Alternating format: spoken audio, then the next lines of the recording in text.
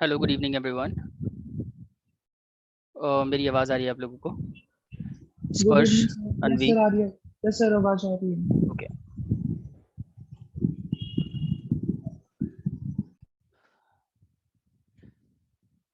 तो we were discussing consumer equilibrium in the last class, है ना? और इसमें हमने कंज्यूमर्स इक्विलिब्रियम में लास्ट क्लास में कुछ बेसिक कॉन्सेप्ट इसका हमने कवर कर लिया था। और जिसमें एक दफ़ा एक काम करते हैं, हम एक दफ़ा फटाफट से रिवाइज कर लेते हैं। और जस्ट इन केस अगर आपको कोई डाउट होता है ना, तो आप वो डाउट पूछ सकते हो, ठीक है? अनवी, आपकी फर्स्ट क्लास है ये? This is your first class, Anvi? Hello, hello, unmute करके बोल। Unmute. Hello, Anvi, is this your first class? Hello. या, This is my second class, but अच्छा, I'm just late in the first class. Okay okay. चले, okay, ठीक है, start करते हैं। देखिए, लास्ट क्लास में हम कंज्यूमर इक्विलिब्रियम पढ़ रहे थे। एक दफ़ा आगे बढ़ने से पहले मैं ये चाहता हूँ कि हम सारा रिवाइज कर लें, जहाँ तक मैंने पढ़ा है एक दफ़ा सारा रिकॉल कर लेते हैं, उसके बाद आगे कंटिन्यू करेंगे। तो सबसे पहले इस चैप्टर में हमने बात करी है अभी तक के कंज्यूमर का क्या मतलब है। इसमें बताया था आपको कि consumer is a person who consumes goods और avail any kind of services for the satisfaction of his want. और इक्विलिब्रियम क्या होता है? Equilibrium is basically a situation of maximum satisfaction.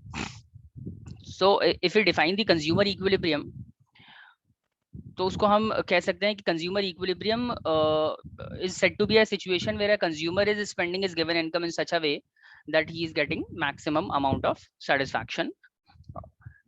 इसके अलावा मैंने आपको बताया था कि कंज्यूमर इक्विलिब्रियम कैसे होगा, एक कस्टमर मैक्सिमम सेटिस्फैक्शन कैसे अचीव करेगा, ये समझने के दो तरीके हैं। There are two approaches to understand the entire concept of consumer equilibrium. और वो जो दो कॉन्सेप्ट है ना, दोज कॉन्सेप्ट वो given by two different economist. एक कॉन्सेप्ट है जिसको हम यूटिलिटी अप्रोच कहते हैं। एक जो अप्रोच है कंज्यूमर इक्विलिब्रियम समझने की, that is utility approach. It was given by professor Alfred martial.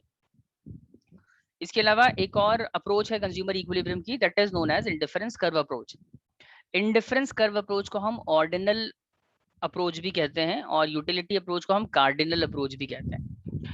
तो cardinal approach was given by professor Alfred Marshall and indifference curve approach और ordinal approach was given by J R. Hicks and Allen. इसके अलावा हमने start किया था कि मैंने आपको बताया कि कंज्यूमर इक्विलिब्रियम में हम सबसे पहले यूटिलिटी अप्रोच कवर करेंगे। और यूटिलिटी अप्रोच के अकॉर्डिंग कंज्यूमर इक्विलिब्रियम कब और कैसे होगा, ये समझने के लिए हमें कुछ 5 चीजें हैं जिसको पहले समझना पड़ेगा। We have to understand the 5 concept in order to understand the entire approach of cardinal theory as per Alfred Marshall. तो उस अप्रोच में फर्स्ट वाज यूटिलिटी, है ना? पहली चीज जो हमें समझनी है वो यूटिलिटी है। देन टोटल यूटिलिटी क्या होता है, मार्जिनल यूटिलिटी क्या चीज है, law of diminishing marginal utility और मार्जिनल यूटिलिटी ऑफ मनी। इन सब टॉपिक्स पे हमें बात करनी है पहले, तब हम समझ पाएंगे कि कंज्यूमर इक्विलिब्रियम होता क्या है। तो इसमें मैंने आपको बता दिया था यूटिलिटी का क्या मतलब है। यहाँ बताया था utility is basically satisfying power of a commodity. कोई भी कमोडिटी जब आप कंज्यूम करते हो ना, उससे आपको एक सेटिस्फैक्शन मिलती है। उस सेटिस्फैक्शन को हम सेटिस्फैक्शन ना कह के इस पर्टिकुलर चैप्टर में उसे हम यूटिलिटी कह रहे हैं, ठीक है? और अल्फ्रेड मार्शल का ये मानना है कि यूटिलिटी जो है ना, उसको हम उसका न्यूमेरिकल एक्सप्रेशन हो सकता है। It can be presented in terms of numbers. उसको हम नंबर में प्रेजेंट कर सकते हैं। मतलब किसी भी कमोडिटी से आपको कितनी सेटिस्फैक्शन मिली है, उसको आप नंबर दे सकते हैं। जैसे आप कोई भी फ्रूट कंज्यूम करते हैं या फूड कंज्यूम करते हो या पानी पीते हो, चाय पीते हो, कॉफी पीते हो, कुछ भी, तो आपको जाहिर है उससे एक सेटिस्फैक्शन मिलेगी। उस सेटिस्फैक्शन को आप जब न्यूमेरिकली एक्सप्रेस करते हैं ना, दैट इज कॉल्ड यूटिलिटी, ठीक है? ओके, अब यूटिलिटी क्योंकि नंबर में मेजर किया जा सकता है, एक्सप्रेस किया जा सकता है, तो उसका एक मेजरिंग यूनिट भी होता है, that is called utils. Utils जैसे डिस्टेंस को आप किलोमीटर और हाइट को मीटर और फीट में मेजर करते हैं, सिमिलरली जब हम यूटिलिटी मेजर करेंगे ना किसी चीज की, उसका मेजरिंग यूनिट होगा यूटिल्स। तो अगर मैं कहता हूँ मैंने सपोज मैंने कोई फ्रूट कंज्यूम किया, मैंने एप्पल कंज्यूम किया और एप्पल से मुझे सेटिस्फैक्शन मिली है 40 की, 40, तो मैं सिर्फ 40 नहीं कहूंगा, बल्कि मैं कहूंगा कि मुझे एप्पल कंज्यूम करके 40 यूटिल्स की सेटिस्फैक्शन मिली। इसके अलावा अल्फ्रेड मार्शल साहब एक और चीज ऐड करते हैं इस पूरी थ्योरी में। वो कहते हैं कि जो कमोडिटी से मिलने वाली सेटिस्फैक्शन है, that is basically utility. Utility जो है वो person to person, time to time, place to place vary करेगी, चेंज होती रहेगी, डिपेंडिंग अपॉन द नीड और circumstance of the person consuming the good और अवेलिंग द सर्विसेज। एक बंदा जो भी गुड या सर्विसेज अवेल कर रहा है, वो उसको कितनी ज्यादा जरूरत है किसी चीज की, उस पर डिपेंड करता है कि उसकी सेटिस्फैक्शन ज्यादा होगी या कम होगी।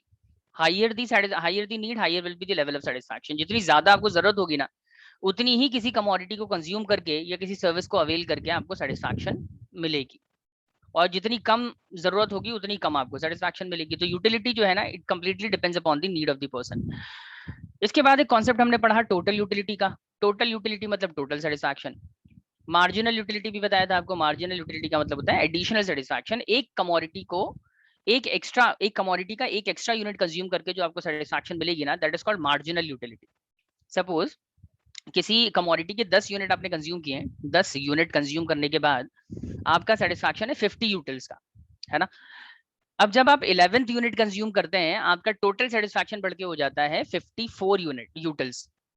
तो 10 यूनिट्स पे आपको 50 यूटिल की सेटिस्फैक्शन मिल रही थी, और 11 यूनिट पे आपको 54 यूटिल्स की सेटिस्फैक्शन मिल रही है।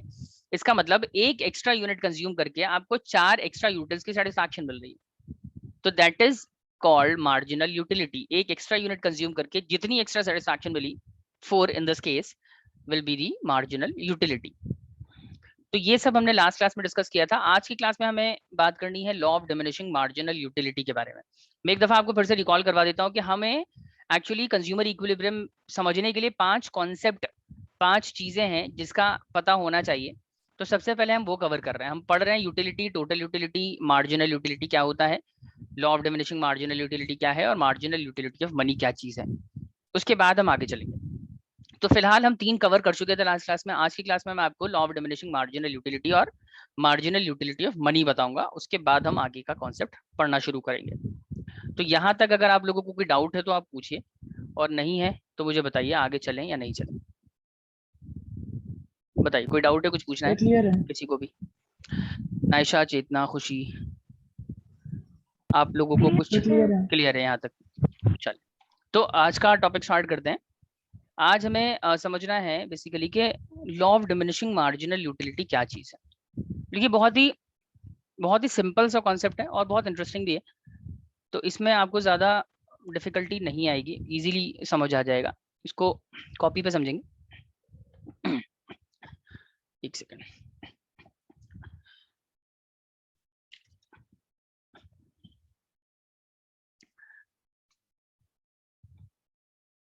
Law of diminishing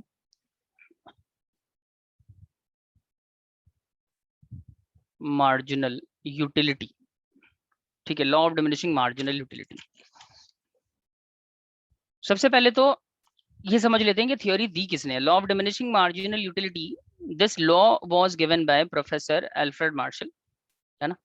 Alfred Marshall ने ये कहा कि उन्होंने एक बहुत ही इंटरेस्टिंग चीज नोटिस करी। उन्होंने कहा कि यार, हम जब कोई भी कमोडिटी कंज्यूम करते हैं ना, whenever consumer consumes any good और avail any kind of services, तो जब गुड को, कोई भी कमोडिटी जब इनिशियली एक कस्टमर कंज्यूम करता है, सपोज मैं बात कर लेता हूँ, किसकी बात करें, मान लेते हैं चॉकलेट्स की बात कर लेते हैं। तो जब एक कस्टमर चॉकलेट कंज्यूम करता है ना, तो उसको जाहिर है सेटिस्फैक्शन मिलती है। सेटिस्फैक्शन मान लेते हैं कस्टमर ने चॉकलेट कंज्यूम किया, उसको सेटिस्फैक्शन मिली है 30 यूटिल्स की। अल्फ्रेड मार्शल का ये एक, उन्होंने एक इंटरेस्टिंग चीज नोटिस जो करी, वो ये है कि अगर एक कस्टमर कॉन्टिन्यूसली एक ही चीज बार बार कंज्यूम करेगा ना, तो उसका सेटिस्फैक्शन लेवल कम हो जाएगा। उन्होंने ये देखा कि कस्टमर को अगर हम चॉकलेट दें, तो फर्स्ट यूनिट से उसको 30 यूटिल की सेटिस्फैक्शन मिली। अगर आप उसको दोबारा से चॉकलेट ऑफर करते हो, ये फर्स्ट यूनिट से उसको सेटिस्फैक्शन मिल रही है, अगर आप उसको एक और चॉकलेट देते हैं, तो इस बार उसको पहले के मुकाबले कम सेटिस्फैक्शन मिलेगी। मान लेते हैं इस बार उसको सेटिस्फैक्शन मिलेगी सिर्फ 10 यूटिल्स की। अच्छा, इसके अलावा अगर आप उसको और चॉकलेट देंगे, तो उसका सेटिस्फैक्शन और कम हो जाएगा। और इसके बाद भी अगर आप देंगे तो एक पॉइंट पे आएगा उसका सेटिस्फैक्शन 0 हो जाएगा। और अगर उसके बाद भी आप उसको चॉकलेट देंगे तो उससे मिलने वाला सेटिस्फैक्शन जो है, बजाय सेटिस्फैक्शन को उसको डिससेटिस्फैक्शन होगा, तो इसका मतलब उसको सेटिस्फैक्शन ना नेगेटिव मिलेगा, -5 यूटिल्स। मतलब प्रोफेसर अल्फ्रेड मार्शल का ये मानना था कि अगर एक कस्टमर लगातार किसी चीज को कॉन्टिन्यूसली किसी भी कमोडिटी को कंज्यूम करेगा, तो उससे मिलने वाला जो सेटिस्फैक्शन है ना, वो धीरे धीरे क्या होगा, सेटिस्फैक्शन जो है धीरे धीरे डिक्लाइन होगा। इसके पीछे क्या लॉजिक है सर? लॉजिक बहुत सिंपल है। जब आप किसी चीज को शुरू में कंज्यूम करते हैं ना, तो उसकी नीड ज्यादा होती है, आपको उसकी जरूरत ज्यादा होती है। लेकिन जब आपको वो चीज बार बार ऑफर करी जाती है, तो आपकी नीड धीरे धीरे कम हो जाती है। और जैसे जैसे नीड कम होगी, वैसे वैसे सेटिस्फैक्शन जाहिर है कम होगा। ये मैंने लास्ट क्लास में भी बताया था कि किसी भी कमोडिटी से आपको कितना सेटिस्फैक्शन मिलेगा, वो इस बात पर डिपेंड करता है कि आपको उस पर्टिकुलर कमोडिटी की कितनी ज्यादा जरूरत है। Higher the need, higher will be the amount of satisfaction. तो इनिशियली ना, इस कस्टमर को, जिस भी कस्टमर की हम बात कर रहे हैं, मान लो ये कोई मिस्टर एक्स है, कोई कस्टमर है, जब इसने ये कमोडिटी कंज्यूम करी ना, एक चॉकलेट कंज्यूम किया, तो उसको जाहिर है 30 यूटिल की सेटिस्फैक्शन इसलिए मिली तब क्योंकि उसको चॉकलेट खाने का मन था। लेकिन जैसे उसने एक चॉकलेट कंज्यूम कर लिया, अब उसका मन पहले के मुकाबले कम हो गया, मतलब उसको अब उतनी ज्यादा चॉकलेट की नीड नहीं है, अर्ज नहीं है कि यार अब मेरे को एक और चॉकलेट चाहिए। तो हुआ क्या, जब उसको एक और चॉकलेट दिया गया, तो उससे मिलने वाली सेटिस्फैक्शन और कम हो गई, 10 यूटिल्स हो गई। अगली बार और कम हो गई, और फोर्थ वाले यूनिट पे तो सेटिस्फैक्शन मिलना ही बंद हो गई। और फिफ्थ पे क्या हुआ, अगर फिफ्थ यूनिट भी अगर हमने उसको ऑफर किया, तो उससे मिलने वाली सेटिस्फैक्शन जो है नेगेटिव हो गई। नेगेटिव का मतलब समझते हैं? नेगेटिव का मतलब है डिससेटिस्फैक्शन। तो यहाँ पे ना हम बात कर रहे हैं मार्जिनल यूटिलिटी के पॉइंट ऑफ व्यू से। Law of diminishing marginal utility basically ये कहता है कि इनिशियली जब आप किसी भी कंज्यूमर को कोई कमोडिटी देते हो ना, उससे उसको शुरुआती फेज में इनिशियली उसको पॉजिटिव यूटिलिटी मिलती है। पॉजिटिव यूटिलिटी का मतलब कि सेटिस्फैक्शन हर बार उसको मिलेगी, कम मिलेगी लेकिन मिलेगी। जैसे फर्स्ट यूनिट पे 30 मिल रही है, फिर उसके बाद 10 हो गई, फिर 2 हो गई। आप ये देखो, दीज आर पॉजिटिव यूटिलिटी। लेकिन उसके बाद ना, एक सर्टेन पॉइंट के बाद, after certain number of unit consume करने के बाद, उसका सेटिस्फैक्शन जो है 0 हो जाता है। इसका मतलब मार्जिनल यूटिलिटी 0 पे पहुंच जाती है। इसे कहते हैं, इनिशियल फेज में मार्जिनल यूटिलिटी पॉजिटिव रहती है, उसके बाद 0 हो जाती है, 0 मार्जिनल यूटिलिटी। और उसके बाद भी अगर हम उसको वो कमोडिटी ऑफर करते हैं और वो कंज्यूम करता है, तो इवेंचुअली एक पॉइंट आएगा, एट लास्ट एक पॉइंट आएगा, जब उसका मार्जिनल यूटिलिटी जो है वो क्या हो जाएगा, नेगेटिव हो जाएगा, नेगेटिव। जैसे इस वाले केस में फिफ्थ वाले यूनिट में हमें नजर आ रहा है, फिफ्थ पे -5 यूटिल की सेटिस्फैक्शन मिल रही है। कहने का मतलब, law of diminishing marginal utility के अकॉर्डिंग, जब एक कस्टमर एक ही चीज बार बार कंज्यूम करेगा, तो इनिशियली उसको ज्यादा सेटिस्फैक्शन मिलती है, लेकिन धीरे धीरे as the number of units increase होगा, वैसे वैसे ही जो उसका ओवरऑल सेटिस्फैक्शन है, it will keep on declining. और इवेंचुअली एक स्टेज आएगा जहां पे उसका सेटिस्फैक्शन 0 हो जाएगा और नेगेटिव हो जाएगा। तो जितना भी आप अभी तक मैंने आपको बताया ना, उसके अकॉर्डिंग आप समझ सकते हो कि मार्जिनल यूटिलिटी के 3 टाइप्स है, मतलब तीन फेजेस समझ सकते हो। मार्जिनल यूटिलिटी पहले पॉजिटिव होता है, फिर 0 होता है, फिर नेगेटिव हो जाता है, according to law of diminishing marginal utility. समझ आया यहाँ तक? तो law of diminishing marginal utility क्या कहता है? इट स्टेट्स के as a consumer consumes more and more units of a particular commodity, the level of satisfaction that he will drive will keep on declining. It will become 0 and it eventually it can be negative as well.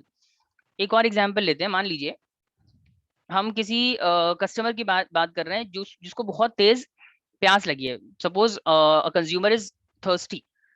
तो आप initially जब उसको एक गिलास पानी देंगे ना, एक गिलास पानी दोगे, तो उसको मार्जिनल यूटिलिटी जाहिर है, मान लेते हैं क्योंकि प्यास बहुत तेज लगी है, तो उसका सेटिस्फैक्शन लेवल 50 होगा फॉर एग्जाम्पल। ठीक है। अच्छा, टोटल यूटिलिटी कितना हो जाएगा? एक ही यूनिट कंज्यूम, एक ग्लास कंज्यूम किया अभी पानी और 50 यूटिल की सेटिस्फैक्शन मिली, इसका मतलब टोटल भी 50 ही हुआ। अच्छा, इसको आप एक और ग्लास ऑफर करते हैं, उसको अभी भी प्यास लगी हुई है लेकिन पहले के मुकाबले कम हो गई है प्यास, एक गिलास पानी पीने के बाद, तो उसका जो सेटिस्फैक्शन लेवल है जाहिर है कम हो जाएगा। इस बार उसको सेटिस्फैक्शन मिली है सिर्फ 20 यूटिल्स की, पहले के मुकाबले कम है क्योंकि पहले के मुकाबले पानी की जरूरत कम हो गई। तो आप देखो, 2 गिलास पानी की पीने के बाद उसका सेटिस्फैक्शन लेवल क्या हो जाएगा? पहले 50 था टोटल, अभी सेकंड वाले से 20 और मिल गया, तो टोटल कितना हो जाएगा 70। थर्ड ग्लास ऑफ वाटर अगर उसको हम दे, एक और ग्लास पानी देते हैं उसको पीने के लिए, अब जो है उसका एक्चुअली अब उसका मन नहीं है, उसकी प्यास बुझ गई है, उसका पेट भर गया है पानी पी के, अल्टीमेटली उसका जो सेटिस्फैक्शन है ना, मान लेते हैं बहुत कम हो गया, 5 यूटिल्स ही रहा, तो उसका टोटल सेटिस्फैक्शन कितना हो जाएगा 75 यूटिल्स। अच्छा sir, fourth glass of water अगर आप उसको देते हैं, अब तो उसका पीने का एकदम भी मन नहीं है, तो वो क्या करेगा, वो कहेगा कि सर अब मुझे पानी मत पिलाओ, क्योंकि मुझे अब इसको पीने का बिल्कुल मन नहीं है, और बजाय अगर वो पी लेगा ना, तो उसे उस फोर्थ ग्लास ऑफ वाटर से बजाय सेटिस्फैक्शन की डिससेटिस्फैक्शन होगा, तो इस बार उसका सेटिस्फैक्शन लेवल हो गया 0, कोई सेटिस्फैक्शन नहीं मिली, 75 टोटल सेटिस्फैक्शन था, 75 ही रहा। आपने कहा कि एक और ग्लास पानी पी लो आप, फिफ्थ ग्लास ऑफ वाटर, इस बार सेटिस्फैक्शन क्या हो जाएगा सर, इस बार तो जाहिर है नेगेटिव हो जाएगा, -10 मान लेते हैं, हाइपोथेटिकल फिगर्स है, आप कुछ भी ले सकते हो, मैं इस तरीके से ले रहा हूँ, तो अब उसका ओवरऑल सेटिस्फैक्शन ना घट के हो जाएगा 65। समझ आई बात? तो ये जो एग्जांपल लिया ना, इसमें आपको क्या समझ आ रहा है कि कस्टमर अगर लगातार सेम कमोडिटी कंज्यूम करेगा, तो उससे मिलने वाला जो एडिशनल सेटिस्फैक्शन है, मार्जिनल यूटिलिटी जो है, वो पहले पॉजिटिव रहेगी, डिक्लाइन होगी लेकिन पॉजिटिव रहेगी, उसके बाद 0 हो जाएगी, और उसके बाद भी अगर कंजम्पशन कंटिन्यू करता है कस्टमर, तो उसके बाद वो नेगेटिव वाला फेज आ जाएगा। तो मार्जिनल यूटिलिटी 3 तरह की है, पॉजिटिव, 0 एंड नेगेटिव। इनिशियली जब घट रही है लेकिन 0 नहीं हुई है अभी तक, तो उसको कहते हैं मार्जिनल यूटिलिटी इज पॉजिटिव, और घटते घटते जब 0 हो जाती है तो मार्जिनल यूटिलिटी 0, उसके बाद मार्जिनल यूटिलिटी इज नेगेटिव। अच्छा, ये तो हो गई मार्जिनल यूटिलिटी की बात, लेकिन अगर आप टोटल यूटिलिटी का वो देखें, बेसिकली इसमें चेंजेस देखें, तो उसको आप देखो, जब शुरू में customer additional glass of water consume कर रहा था ना, तो टोटल यूटिलिटी बढ़ता है 50 से 70 पे, 70 से 75 यहाँ तक इंक्रीज हो रहा है।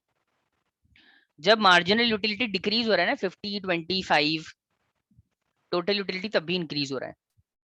अच्छा, जब मार्जिनल यूटिलिटी का बढ़ना बंद हो जाता है ना, जब एडिशनल सेटिस्फैक्शन मिलना बिल्कुल बंद हो जाती है, तो टोटल सेटिस्फैक्शन भी इंक्रीज होना बंद हो जाता है, वो इंक्रीज नहीं होता फिर। 75 पहले भी था, अभी भी 75, इसका मतलब यहाँ पे आके वो क्या हो जाता है, कांस्टेंट हो जाता है, कांस्टेंट। अच्छा, उसके बाद क्या है, क्या जब मार्जिनल यूटिलिटी फाइनली जब नेगेटिव होती है ना, तो टोटल यूटिलिटी क्या होता है, डिक्लाइन होना शुरू होता है। देखो 75 से 65 हो गया, तो ये डिक्लाइन होना शुरू हो गया। समझ आया? पहले सिर्फ मैं मार्जिनल यूटिलिटी के पॉइंट ऑफ व्यू से आपको बता रहा था कि law of diminishing marginal utility को अगर आप मार्जिनल यूटिलिटी के पॉइंट ऑफ व्यू से समझेंगे, तो आपको समझ आएगा कि initially as a consumer consumes more number of unit of a particular commodity, the level of satisfaction, additional satisfaction continuously declines, और घटते घटते 0 नेगेटिव हो जाएगा। लेकिन टोटल यूटिलिटी का हिसाब किताब थोड़ा सा अलग होता है। टोटल यूटिलिटी क्या होता है, initially total utility increases at decreasing rate, increase होता है लेकिन डिक्रीजिंग रेट से इंक्रीज होता है, और देयर आफ्टर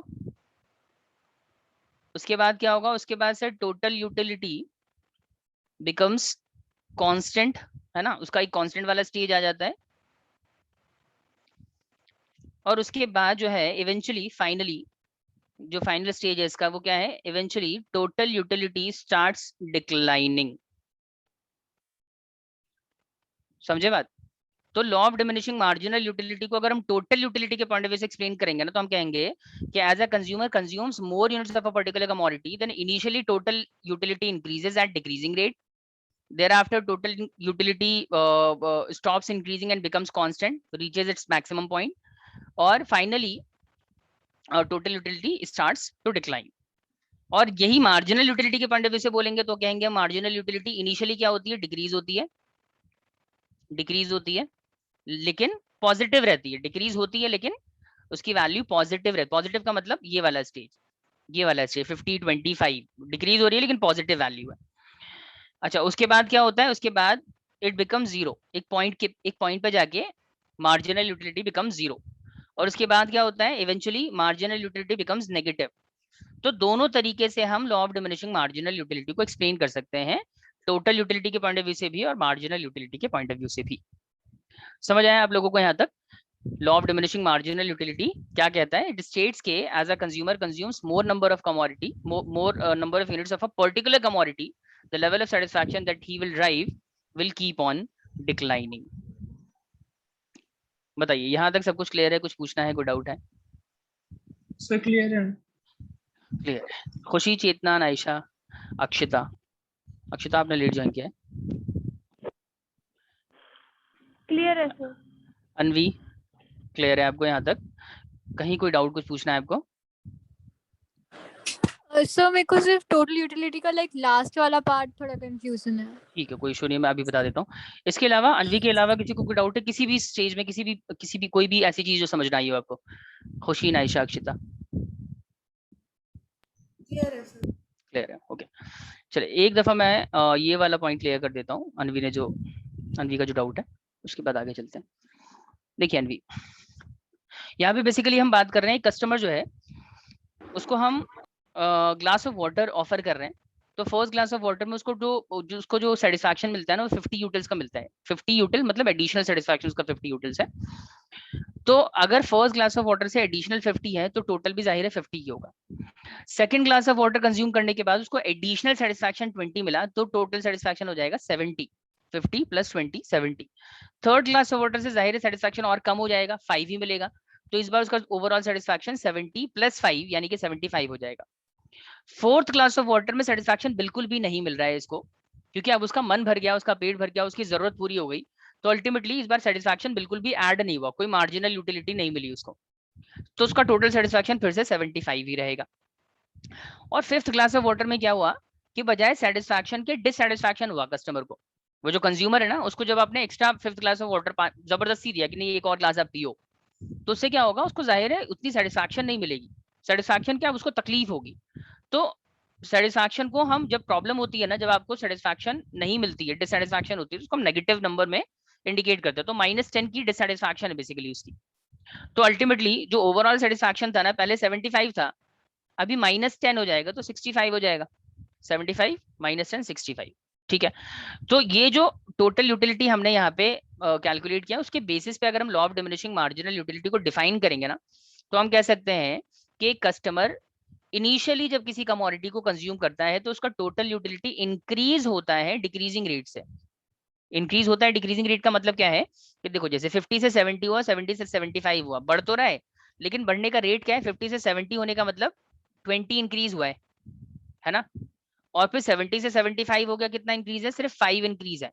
मतलब हर बार पहले के मुकाबले कम इंक्रीज हो रहा है। पहले 50, फिर 50 में सिर्फ 20 का एडिशन, फिर 20, फिर 70 में फिर 5 का एडिशन। तो हर बार इंक्रीज तो है, लेकिन पहले के मुकाबले स्लोअर इंक्रीज है, लो इंक्रीज है। ठीक है, डिक्रीजिंग रेट से इंक्रीज हो रहा है। और उसके बाद एक पॉइंट पे आके टोटल यूटिलिटी कांस्टेंट हो जाता है। जब मार्जिनल यूटिलिटी जाहिर है 0 हो जाएगी तो ये कांस्टेंट हो जाएगा। और उसके बाद जो टोटल यूटिलिटी है वो इवेंचुअली डिक्लाइन होना शुरू हो जाती है जब मार्जिनल यूटिलिटी नेगेटिव होता है।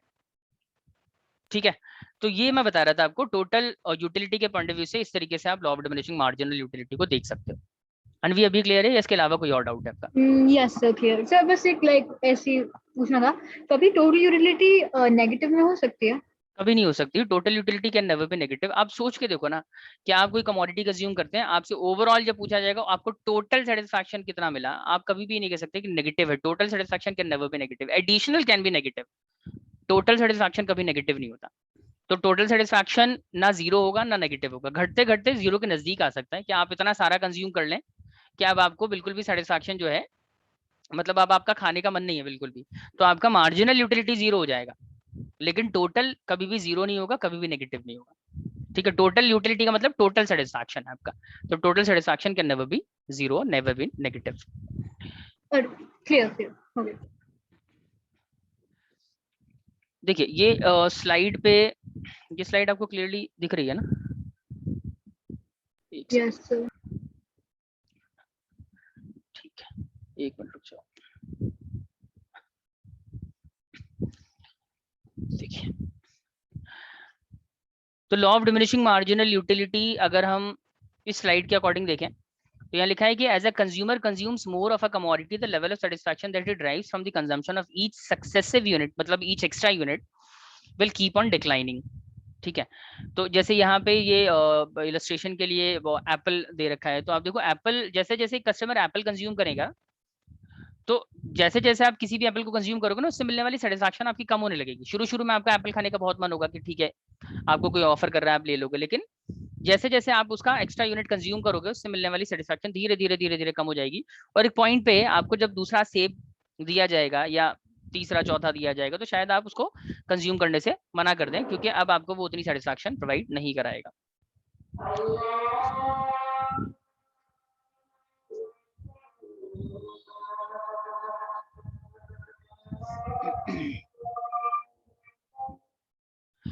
हम लोग 1 मिनट वेट करेंगे, उसके बाद कंटिन्यू करेंगे।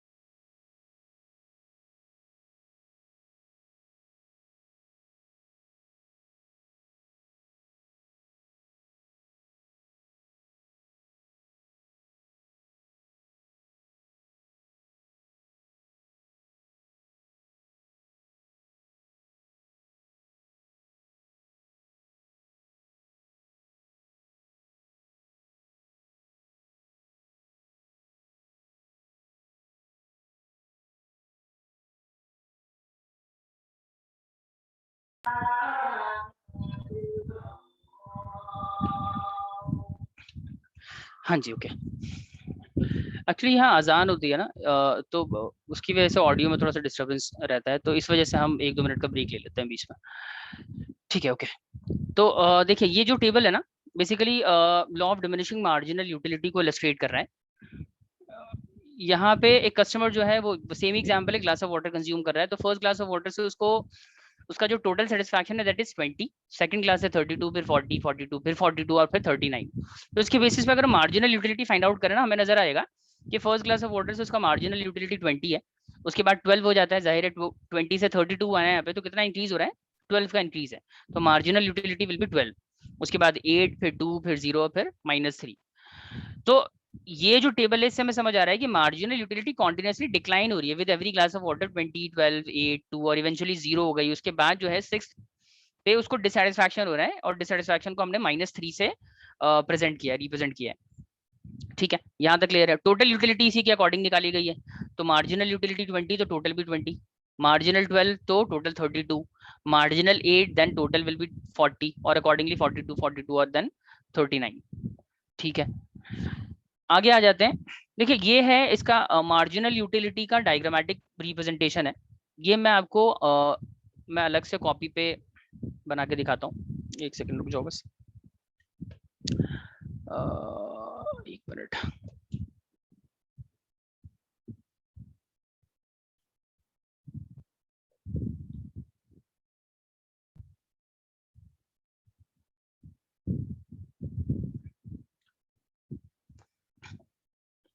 देखिए, अगर हमें law of diminishing marginal utility को डायग्रामेटिकली रिप्रेजेंट करना हो तो कैसे करेंगे? और डायग्राम इंपॉर्टेंट एग्जाम में आता है, आपसे कहेंगे explain law of diminishing marginal utility with the help of table and diagram. तो टेबल ऐसे बनता है जैसे पीछे बनाया था अभी मैंने, इस तरीके से आप टेबल बनाओगे, indicating both marginal utility and total utility, दोनों की वैल्यूज को आप रिप्रेजेंट करेंगे यहाँ पे, और इसी की बेसिस पे फिर आप डायग्रामेटिक प्रेजेंटेशन बना सकते हैं उसकी। देखिए, तो डायग्राम के लिए हम क्या करते हैं, दो एक्सिस लेंगे, x and y axis, this is y axis, this is x axis, और एक इस तरफ ना आप वाई एक्सिस पे रिप्रेजेंट करोगे टोटल यूटिलिटी की वैल्यूज को, टोटल यूटिलिटी, और मार्जिनल यूटिलिटी भी आप इधर ही रिप्रेजेंट करेंगे। ठीक है, तो मैं तो ऐसे हाइपोथेटिकल बना रहा हूँ, मैं फिगर्स के बेसिस पे नहीं बना रहा हूँ, मैं आपको वैसे ही बना के दिखाता हूँ कि देखो टोटल यूटिलिटी क्या होता है, मैंने आपको क्या बताया था शुरू में ना, वो इंक्रीज होता है। टोटल यूटिलिटी का बिहेवियर आप देखो, टोटल यूटिलिटी शुरू में क्या हो रहा है 50, 70, 75 यहाँ तक इंक्रीज हो रहा है ना, लेकिन इंक्रीज होने का पैटर्न क्या है कि वो धीरे धीरे हर बार डिक्रीजिंग रेट से इंक्रीज हो रहा है। 50 के बाद सिर्फ 20 इंक्रीज होता है, फिर सिर्फ 5 इंक्रीज होता है। तो टोटल यूटिलिटी इनिशियल फेज में, इनिशियली जब आप कंज्यूम करते हो ना, तो टोटल यूटिलिटी बढ़ रहा होता है, और उसके बाद जो एक पॉइंट पे जाके कांस्टेंट हो जाता है, उसके बाद फाइनली डिक्लाइन होना शुरू होता है उसका, 75 से 65 होता है। तो कंसिडरिंग दैट मैं डायग्राम बना रहा हूँ, देखो टोटल यूटिलिटी का जब हम डायग्राम बनाएंगे ना, तो टोटल यूटिलिटी शुरू में तो इंक्रीज होता है लेकिन डिक्रीजिंग रेट से होता है, तो ये कॉनकेव टाइप का थोड़ा सा शेप बनाएगा इस तरीके से, इंक्रीज हो रहा है डिक्रीजिंग रेट से, उसके बाद एक पॉइंट पे जाके कांस्टेंट हो जाता है, और कांस्टेंट होने के बाद फिर अगले यूनिट पे डिक्रीज हो जाता है। This is total utility curve, समझ आया? This is total utility curve के इंक्रीज हो रहा है इनिशियली, उसके बाद जो है डिक्रीज हो रहा है, कांस्टेंट हो रहा है फिर डिक्रीज। अच्छा, मार्जिनल यूटिलिटी अगर हम बनाएं, तो मार्जिनल यूटिलिटी से शुरू में तो शुरू से लेके एंड तक डिक्रीज ही होती रहती है। एक सेकंड रुक जाओ, ये है टोटल यूटिलिटी का मैक्सिमम पॉइंट,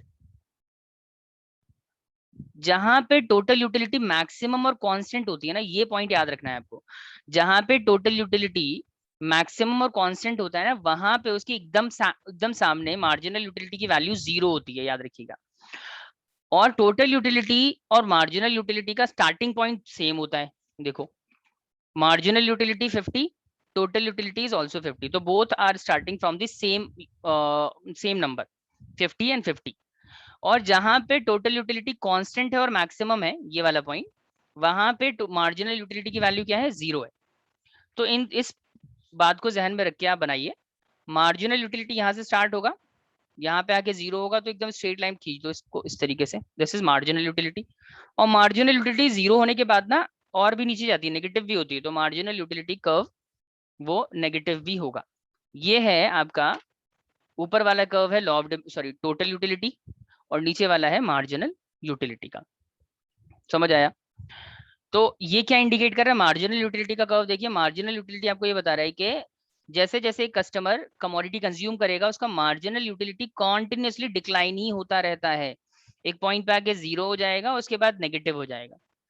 लेकिन टोटल यूटिलिटी की तरफ आप देखोगे तो टोटल यूटिलिटी हमें बता रहा है कि एक पॉइंट तक टोटल यूटिलिटी इंक्रीज होता है, यहाँ तक इंक्रीज हो रहा है, और उसके बाद वो कांस्टेंट हो जाता है, और उसके बाद फिर डिक्रीज होना शुरू होता है।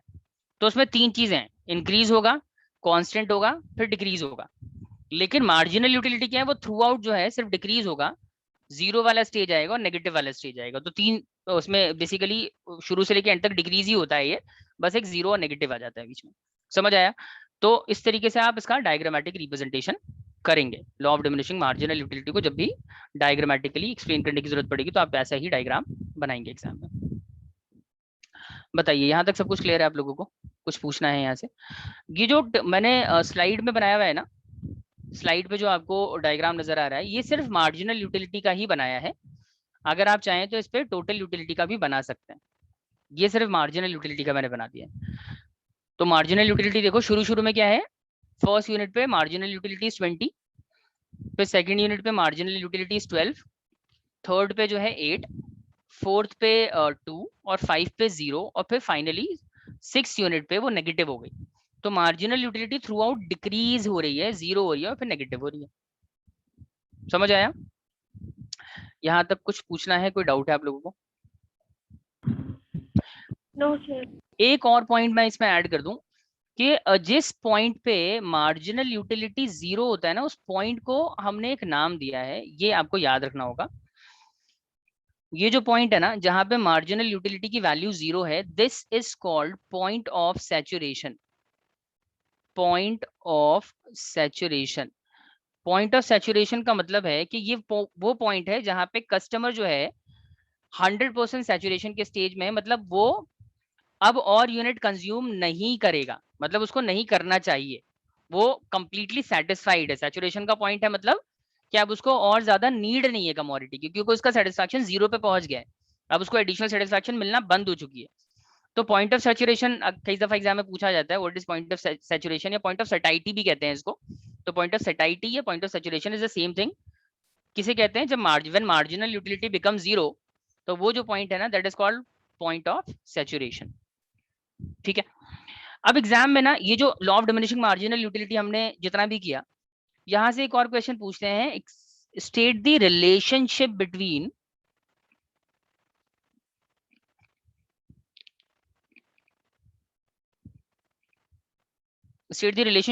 Total utility and marginal utility. Total और मार्जिनल के बीच में आपको रिलेशनशिप बताना है। तो रिलेशनशिप मैं आपको बता देता हूँ, बहुत सिंपल है। पहला रिलेशनशिप क्या है जो हमें नजर आ रहा है डायग्राम देख के, कि सर जब तक मार्जिनल यूटिलिटी डिक्रीज हो रहा है ना, लेकिन 0 नहीं हुआ है, जैसे यहाँ पे तो 0 हो रहा है मार्जिनल यूटिलिटी, इससे पहले वाला यहाँ तक, एक मिनट,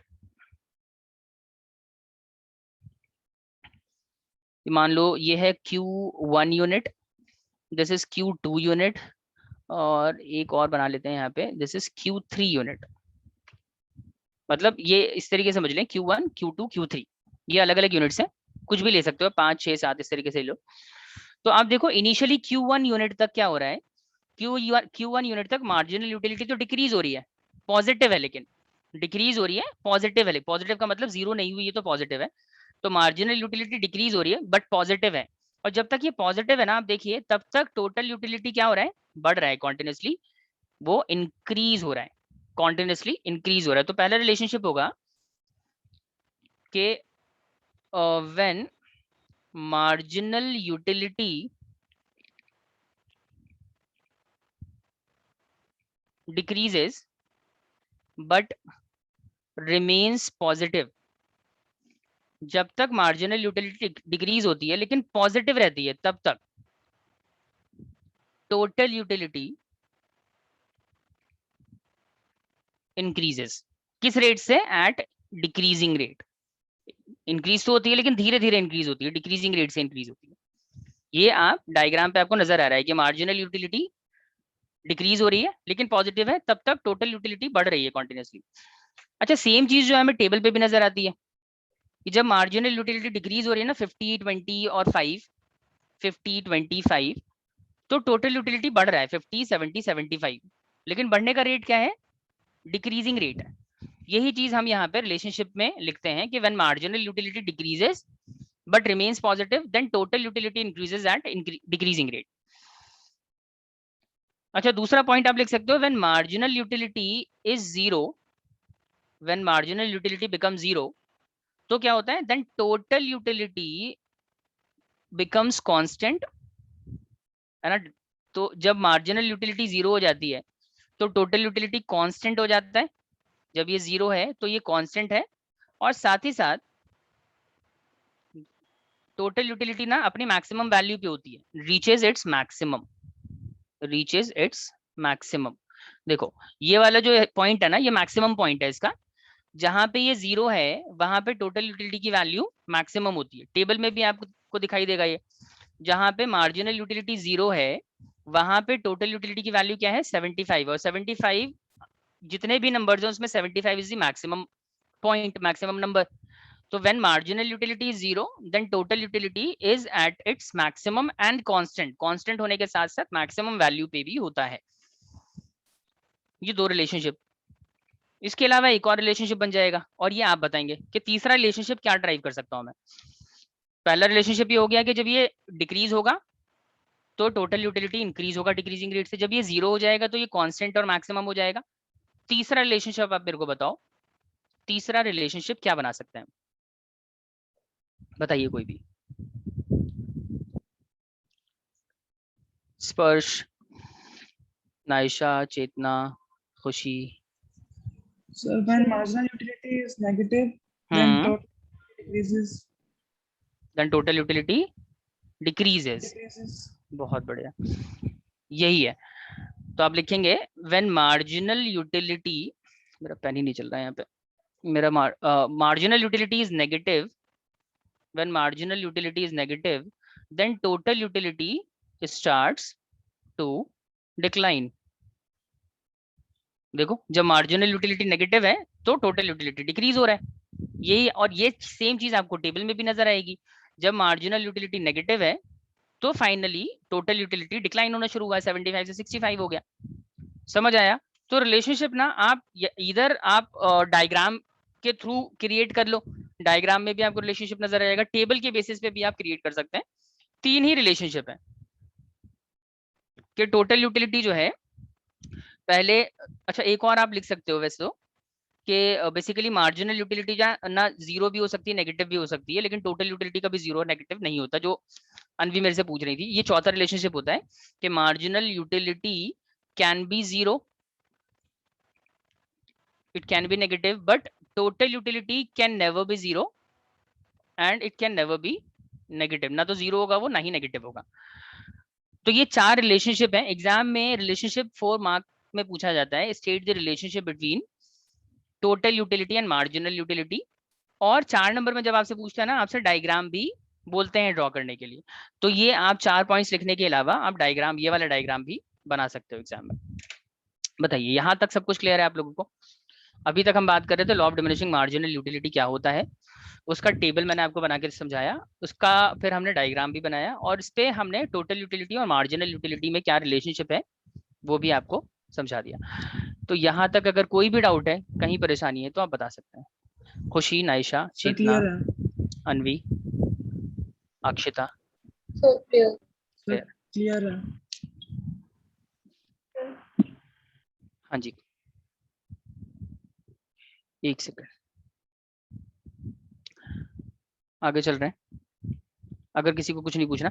अब देखो इसमें ना कुछ अजम्पशंस है. जब हम law of diminishing marginal utility पढ़ते हैं ना, तो इसको पढ़ते वक्त कुछ अजम्पशंस हम फॉलो करते हैं, कुछ चीजें हम पहले से प्रिज्यूम कर लेते हैं law of diminishing marginal utility पढ़ते वक्त. वो प्रिजम्पशन क्या है? नंबर 1, पहली प्रिजम्पशन ये है, पहला जो हमारा अजम्पशन है दैट इज हम कमोडिटी से मिलने वाली सेटिस्फैक्शन को ना न्यूमेरिकली एक्सप्रेस कर सकते हैं. Cardinal measurement of utility is possible, ऐसा माना जाता है. याद रहेगा कि कमोडिटी से मिलने वाली सेटिस्फैक्शन को हम न्यूमेरिकली एक्सप्रेस कर सकते हैं, ये हमने अज्यूम किया. देखो प्रैक्टिकल नहीं है ये चीज, कि जैसे मैं आपको कहूँ, मैं आपको suppose I offer you a glass of water, आप कंज्यूम करते हो, आप पानी पीते हो, मैं आपसे कहता हूँ बताओ कितनी सेटिस्फैक्शन मिली. मैं आपसे सपोज चेतना से पूछता हूँ मैं कि चेतना 1 गिलास आपने पानी पिया, आपको कितनी सेटिस्फैक्शन मिली, आपको कैसा लगा? मैं अगर पूछूं ना कैसा लगा, तो ये कह सकते हैं सर अच्छा लगा, खराब लगा, जो भी है, लेकिन सेटिस्फैक्शन कितनी मिली? तो इसका जवाब क्या है? इसका जवाब यूजुअली ये होता है कि सर बहुत सेटिस्फैक्शन मिली, बिल्कुल भी सेटिस्फैक्शन नहीं मिली.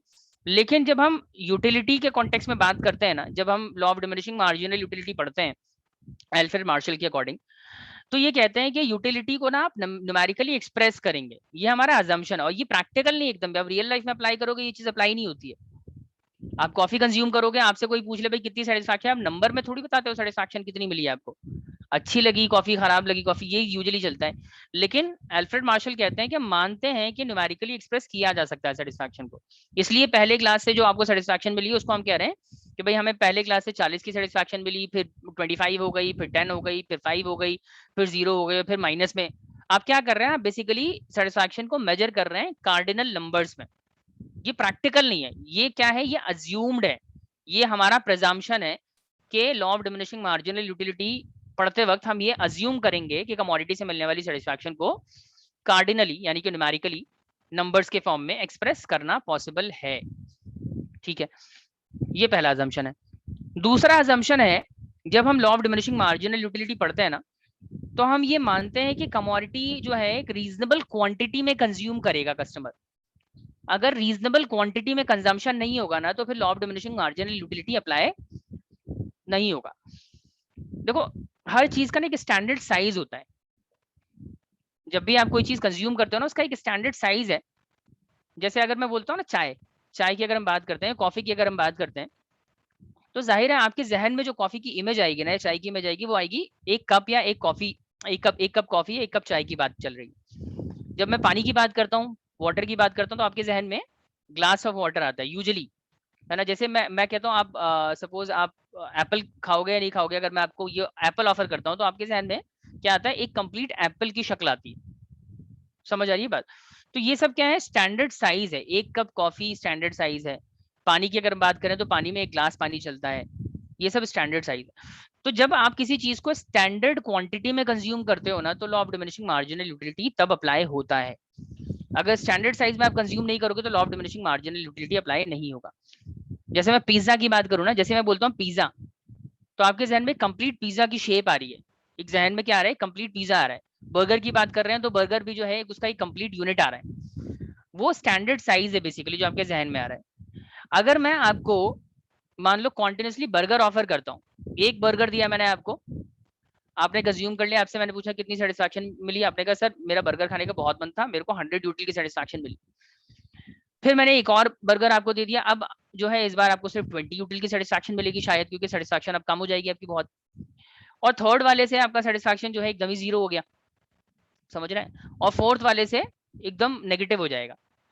लेकिन मान लीजिए, अच्छा ये कब हो रहा है, जब आप एक कंप्लीट बर्गर कंज्यूम कर रहे हो। एक कंप्लीट बर्गर आप कंज्यूम करोगे ना, तो सेटिस्फैक्शन इस तरीके से डिक्लाइन होगा। लेकिन मान लो आपको मैं ये स्टैंडर्ड साइज है, लेकिन अगर मैं स्टैंडर्ड साइज में ना दूं, मैं बर्गर का एक टुकड़ा आपको दूं कि भाई ये आप कंज्यूम करो, तो जाहिर है उसे कंज्यूम करके आपको सेटिस्फैक्शन मिलेगी। लेकिन उसका एक और टुकड़ा जब मैं आपको दूंगा, एक और बाइट आपको दूंगा, तो क्या अगली बार सेटिस्फैक्शन आपकी इमीडिएटली कम हो जाएगी क्या? Answer is no. समझ रहे हैं? अगर आपको कोई चीज थोड़ी थोड़ी ऑफर करी जाएगी ना, बहुत स्मॉल प्रोपोर्शन में दिया जाएगा, स्मॉल मतलब जो स्टैंडर्ड साइज उससे कम दिया जाएगा, तो शायद वहां पे law of diminishing marginal utility apply नहीं होगा। Law of diminishing marginal utility तभी अप्लाई होगा जब आप कोई चीज स्टैंडर्ड साइज में सामने वाले को देते हैं, ऑफर करते हैं, वो कंज्यूम करता है। समझ रहे हैं? जैसे अगर मैं बोलूं, मैं बोलता हूँ सपोज आपको प्यास लगी है, मैं आपको पानी पिलाता हूँ। अब मैं एक ग्लास पानी दूंगा, आपको जाहिर है सेटिस्फैक्शन मिलेगी, दूसरे ग्लास से कम मिलेगी, तीसरे से और कम, चौथे से और कम, और पांचवे से और कम। लेकिन बजाय मैं आपको एक ग्लास पानी देने के एक स्पून में मैं आपको पानी पिलाता हूँ। मैंने कहा यार आ करो, मैं आपके मुंह में एक चम्मच पानी डालता हूँ, तो बताओ एक चम्मच पानी से आपको सेटिस्फैक्शन मिलेगी? Answer is yes. लेकिन क्या सेकंड स्पून ऑफ वाटर से आपका सेटिस्फैक्शन घट जाएगा? थर्ड से और कम हो जाएगा, फोर्थ से और कम हो जाएगा, और फिफ्थ पे आते आते आप मना कर दोगे कि नहीं सर अब तो मेरा मन भर गया, अब मेरी प्यास बुझ गई, अब मेरे को पानी नहीं चाहिए। समझ रहे हैं बात? स्पून ऑफ वाटर पे law of diminishing marginal utility apply नहीं होगा, क्योंकि spoon of water is not a standard size of the commodity. Standard size water के केस में स्टैंडर्ड साइज क्या है? Glass is the standard size, या bottle, suppose छोटी बॉटल है कोई, वो स्टैंडर्ड साइज है। तो अगर आपको एक्स्ट्रा बॉटल ऑफ वाटर दिया जाएगा ना, उससे सेटिस्फैक्शन कम हो जाएगी, लेकिन एक्स्ट्रा स्पून ऑफ वाटर से सेटिस्फैक्शन कम नहीं होगी, अनलेस एंड अनटिल आप बहुत सारे स्पून ऑफ वाटर कंज्यूम कर लेते हो। क्लियर है पॉइंट? तो law of diminishing marginal utility जब हम पढ़ते हैं, तो हमारा ये अजम्पशन होता है कि जो कस्टमर जिसके बारे में हम बात कर रहे हैं ना, वो कमोडिटी को स्टैंडर्ड साइज में कंज्यूम कर रहा है। अगर वो चाय पी रहा है, तो हम बात कर रहे हैं कप चाय की, वो हर बार एक एक्स्ट्रा कप ऑफ टी अगर वो कंज्यूम करेगा, तो he will drive the lower amount of satisfaction with every extra unit of cup. Clear है पॉइंट? अच्छा, तो स्टैंडर्ड साइज में कंजम्पशन होना चाहिए। दूसरा है कि कंजम्पशन ना कॉन्टिन्यूअस होना चाहिए। कॉन्टिन्यूअस का क्या मतलब है? कॉन्टिन्यूअस का मतलब है कि कंजम्पशन में बहुत लंबा टाइम गैप नहीं होना चाहिए। अगर टाइम गैप ज्यादा होता है ना, देखो law of diminishing marginal utility basically ये कह रहा है कि भाई आपने 1 यूनिट जो कंज्यूम किया है ना, सेकंड वाले में आपको उससे कम सेटिस्फैक्शन मिलेगी, पहले में जितनी मिली सेकंड में कम, थर्ड में और कम, फोर्थ में और कम, फिफ्थ में और कम मिलेगी सेटिस्फैक्शन। लेकिन पता है ये बात कब एप्लीकेबल होती है? ये बात तब एप्लीकेबल होती है जब आपको सेम पॉइंट ऑफ टाइम पे बहुत सारे यूनिट्स आपको ऑफर किए जाए कंज्यूम करने के लिए। अगर मैं आपको एप्पल दे रहा हूँ और कॉन्टिन्यूसली मैं आप एक एप्पल कंज्यूम करते हो, उसके इमीडिएट बाद मैंने आपको दूसरा एप्पल दे दिया, फिर तीसरा दे दिया, फिर चौथा दे दिया, फिर पांचवा दे दिया, तो वहां पे law of diminishing marginal utility applicable होगा। लेकिन मैं आपको एप्पल देता हूँ इस तरीके से कि सपोज आप इंस्टीट्यूट आते हो मेरे और आप कहते हो सर मैं आपको ऑफर करता हूँ एप्पल, आपने कंज्यूम कर लिया, आपको सेटिस्फैक्शन मिली, आज एक एप्पल दे दिया मैंने आपको, फिर आप कल आते हो, कल भी एक एप्पल दिया, परसों भी एक एप्पल दिया, फिर उसके बाद भी लगातार मैं आपको 10 दिन तक एप्पल देता रहता हूँ कॉन्टिन्यूसली, आपका सेटिस्फैक्शन लेवल क्या वहां पे डिक्लाइन होता रहेगा कॉन्टिन्यूसली? आंसर इज नो, क्योंकि आप जो 2 यूनिट्स कंज्यूम कर रहे हैं उसके बीच में टाइम गैप बहुत ज्यादा है। कल आपने कंजम्पशन किया था एक एप्पल का, आज आप एक कर रहे हो, फिर आप कल करोगे, फिर परसों करोगे, उसके बाद इस तरीके से कंटिन्यू करोगे, वहां पे law of diminishing marginal utility applicable थोड़ी होगा। Law of diminishing marginal utility तभी एप्लीकेबल होगा जब मैं आपको 10 एप्पल दे दूं एक साथ, मैंने कहा खाओ इसे, है ना, कंज्यूम करो इसे, तो अब बताओ आपको सेटिस्फैक्शन हर बार एक्स्ट्रा यूनिट से आपका सेटिस्फैक्शन कम होता रहेगा अगर आप इमीडिएटली कॉन्टिन्यूसली कंजम्पशन करते हैं। तो आप ऐसे करते हो कि मैं सपोज आपको बर्गर खिलाता हूँ, एक सुबह खिलाता हूँ, फिर दोपहर में खिलाता हूँ, फिर रात में खिलाता हूँ, इस तरीके से अगर कंजम्पशन करते हैं तो वहां पे law of diminishing marginal utility शायद कम ना हो। फर्स्ट वाले में जो सेटिस्फैक्शन मिल रही है, सेकंड वाले में हो सकता है सेटिस्फैक्शन या तो बढ़ जाए या कम से कम घटेगी नहीं, थर्ड वाले पे भी हो सकता है घटे ना, लेकिन अगर मैं कॉन्टिन्यूसली 3 बर्गर्स आपको दूंगा ना, वहां पे सेटिस्फैक्शन कम हो जाएगा। क्लियर है पॉइंट? कहने का ये मतलब है कि जब भी हम law of diminishing marginal utility पे डिस्कशन करते हैं, हमारा ये प्रिजम्पशन रहता है कि कस्टमर जो भी कमोडिटी कंज्यूम कर रहा है कॉन्टिन्यूस कर रहा है, बहुत बहुत अनयूजुअल टाइम गैप नहीं है, अनरीजनेबल टाइम गैप नहीं है कि 2-2 घंटे के बाद, 3-3 घंटे के बाद अगर वो एक एक्स्ट्रा यूनिट कंज्यूम करेगा तो वहां पे law of diminishing marginal utility applicable होगा ही नहीं। इसके अलावा तीसरी चीज है कि क्वालिटी या कमोडिटी में कोई चेंज नहीं होना चाहिए, ये भी हमारा अजम्पशन है। जो कमोडिटी कस्टमर कंज्यूम कर रहा है बार बार उसको एक ही तरह की चीज ऑफर करी जाएगी ना, सेम क्वांटिटी सेम क्वालिटी वाली चीज अगर आप उसको ऑफर करोगे तो ही law of diminishing marginal utility सही तरीके से अप्लाई होगा।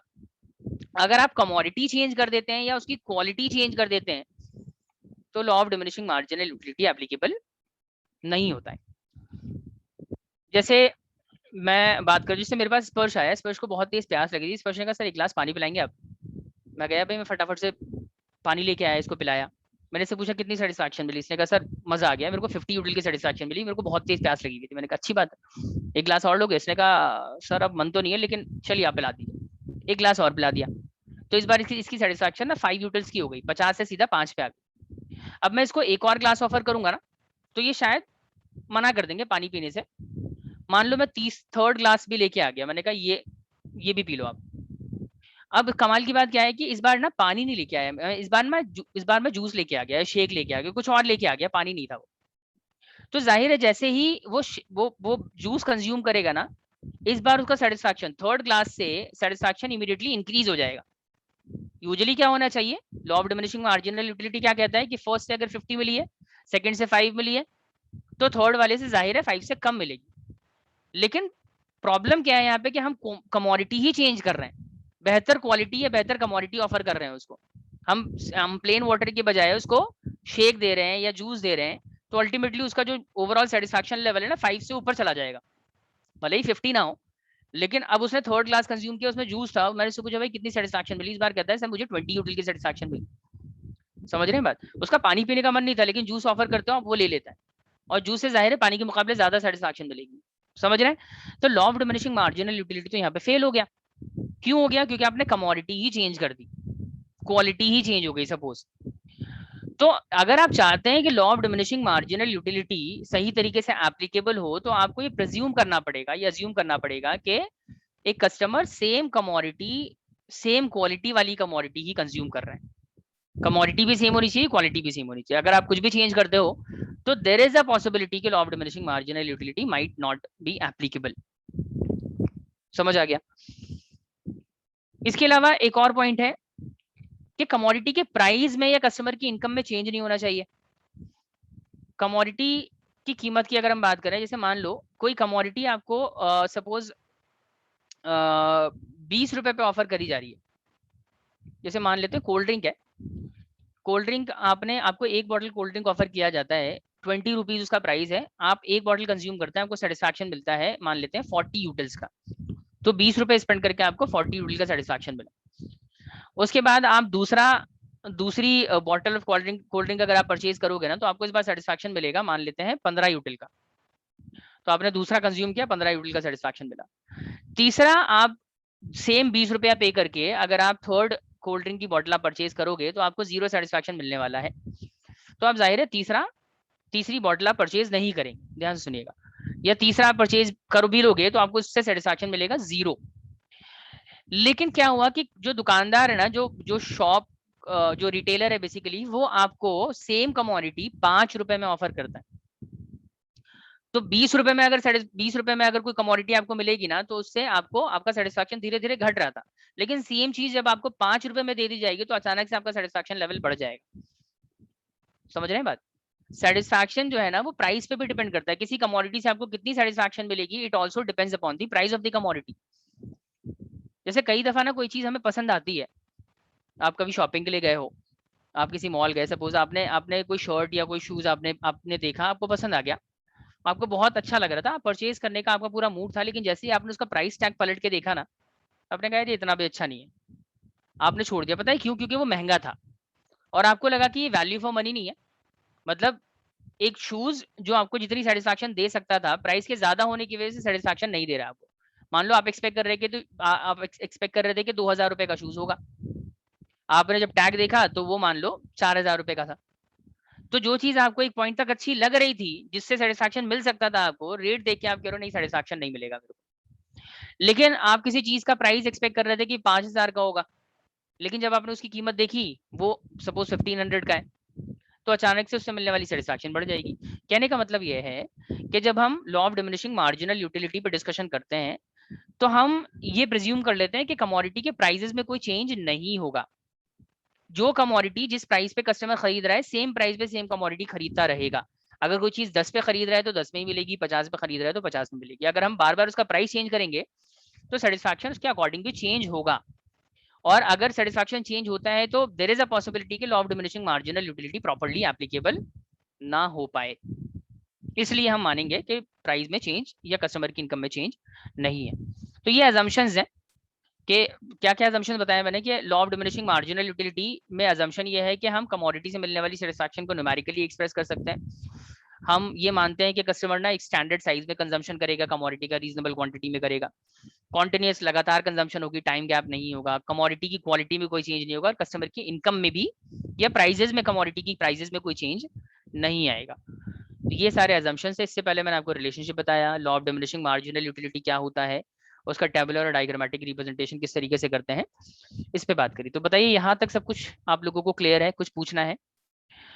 चेतना, नायशा, अक्षिता, अनवी, खुशी, सर क्लियर है? क्लियर है सबको? ठीक है। तो देखो इसके बाद ना हमें बेसिकली हमने वो 4 पॉइंट्स उसमें से कर लिए कि इक्विलिब्रियम के लिए मैंने आपको 4-5 चीजें बताई है ना, utility, total utility, marginal utility और law of diminishing marginal utility. ये 4 चीजें हो गई हैं। एक और बाकी है हमारा मार्जिनल यूटिलिटी ऑफ मनी, वो हम नेक्स्ट क्लास में करेंगे। वो छोटा सा है, 5 मिनट का कॉन्सेप्ट है वो, तो वो आज तो है नहीं हमारे पास टाइम, तो अगली क्लास में वो मैं मार्जिनल यूटिलिटी ऑफ मनी आपको पढ़ाऊंगा। उसके बाद फाइनली हम समझेंगे कि consumer equilibrium according to Alfred Marshall कैसे होता है। अभी तक हम अल्फ्रेड मार्शल की जो थ्योरी है कंज्यूमर इक्विलिब्रियम की, हमने उसको पढ़ना शुरू नहीं किया है। अल्फ्रेड मार्शल ने जो थ्योरी दी है, उससे पहले अल्फ्रेड मार्शल की रिक्वायरमेंट थी ये कि पहले 5 चीजें आपको पता होनी चाहिए सो दैट आपको जो पूरी थ्योरी है अल्फ्रेड मार्शल की वो प्रॉपर्ली क्लियर हो। तो पहले हम वो 5 जो कॉन्सेप्ट है वो क्लियर कर रहे थे, अब वो हमारे क्लियर हो गए, 4 क्लियर हो गए, एक और कर लेंगे अगली क्लास में हम। उसके बाद हम समझेंगे कंज्यूमर इक्विलिब्रियम होता क्या है अकॉर्डिंग टू अल्फ्रेड मार्शल, कैसे अचीव होगा, कस्टमर को मैक्सिमम सेटिस्फैक्शन कैसे मिलेगा, इस पे हम नेक्स्ट क्लास में बात करेंगे। तो दिस इज इट। आज के लिए इतना ही। अगर आप लोगों को डाउट नहीं है तो हम सेशन यही खत्म करते हैं। डाउट है तो आप पूछ सकते हो, जिसको डाउट नहीं है वो जा सकता है। डाउट नहीं है तो मिलते हैं आप लोगों से नेक्स्ट क्लास में। Bye sir. चलो ओके बाय। ठीक है, फिर मैं भी साइन आउट ही करता हूँ, किसी को कोई डाउट नहीं है तो मिलते हैं आप लोगों से नेक्स्ट क्लास में। Take care, good bye.